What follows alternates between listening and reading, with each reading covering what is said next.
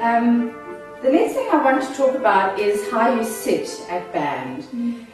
Often the problem is a shortage of space, and so that the flutes are really crammed together because your instruments are going sideways. Unlike this is music to my ears. This is exactly what happens, because we've got about 6 flute players all trying to squish in together, and it's not their fault.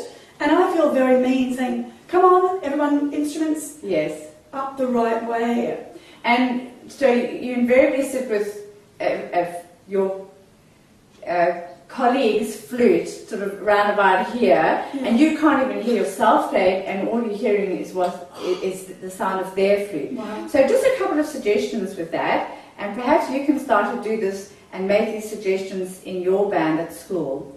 So we can't sit with our chairs straight next to each other like that, because we're gonna have a problem.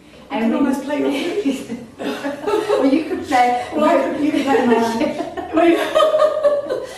So the next thing that tends to happen is that someone will put their flute behind and then do that. Now that's not very good for your breathing, and it's just not very good for your position of your arm. And if you're in a competition, you're going to get an adjudicator telling your conductor that your flutes are not sitting properly, so your conductor won't be happy either. Yes, if you try and solve the problem by lowering your right arm, you're going to go out of tune. You're going to go flat. So what you need to do is sit at right angles to your music stand. So let's put the music stand here. Let's pretend we're at band. We're going to put the music stand. This is a screw one. Yeah, beautiful. I'll put it low just so that it doesn't block the camera. And if you sit at a right angle to the music stand, so we can still have the music stand between us, your flutes can go sideways and you're not blowing into the first flute's ear, and you're able to keep your right arm up and keep a good posture and good position.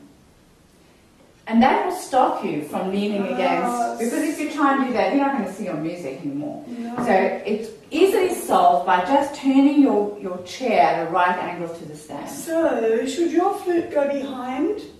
So my flute's behind your head. All right. That's it.